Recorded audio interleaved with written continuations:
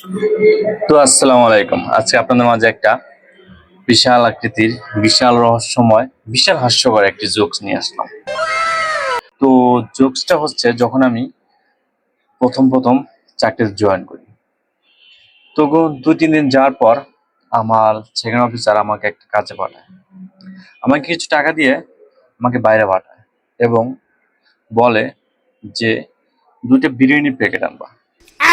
বিরিয়ানি বলতে খিচুড়ি, একটা আমার জন্য আর একটা দাদার জন্য, মানে তার গেস্ট আসছে, সেই গেস্টের জন্য খিচুড়ি আনতে বলছে।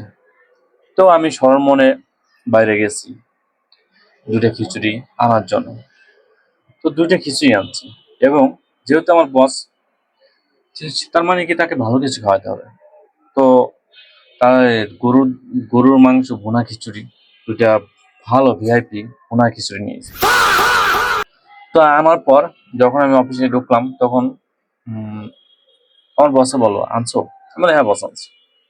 তখন সে বললো, ঠিক আছে, এই প্লেটে প্লেট রেডি করতে বলো, আমরা আসতেছি। তো আমি বুয়াকে বললাম যে, খালা রেডি করো, বসে খাইবো।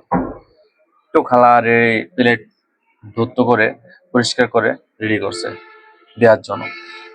তো বসে আগে আসছে, বসে এসে বললো যে, ঠিক আছে, একটু দেও তো প্যাকেটটা। তো প্যাকেটটা থেকে বসে খুব খুশি হয়েছে, গরুর তৈরি। তো বসে বললো যে, 2টি কি গরুর খিচুড়ি আনছো? আমি বললাম, হ্যাঁ বস, 2টি গরুর খিচুড়ি। তো বসে এমন ভাবে আমার দিকে তাকাইলো যে মনে হয় আমাকে খেয়ে ফেলবে। আমি পুরাই অবাক, বিষয়টা আমি বুঝলাম না যে আমি তো ভালো কিছু জানলাম, তোর বসে কেন আমার উপরে রাগ করবে। তা আমি বললাম, বস, উম, আপনারটা যা ওটাও তা খুবই ভালো, এবং ভালো হোটেল থেকে, রেস্টুরেন্ট থেকে নিয়ে এসেছি।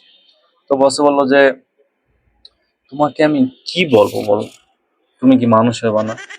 তুমি কি আনছো? তুমি জানো কার জন্য কি আনছো? আমি বললাম, বস, আহ, কি আনছে? আমি তো গরুর মাংস দিয়ে ভুনা খিচুড়ি আনছি, ভালো মাংস, ভালো খিচুড়ি, ভালো মানের হোটেল।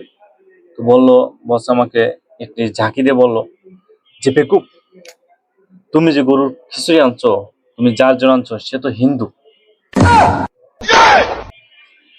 মানে বসের এই কথাটা শোনার পর আমি পুরো টাসকি খেয়ে গেলাম। আসলে তো আমি জানতাম না, বসে বসে যে আমার দাদা আছে, দাদার জন্য আমার গেস্ট, আমার দাদা আছে, তার জন্য খিচুড়ি আনো, আমার জন্য খিচুড়ি। আমি তো জানতাম না সে হিন্দু।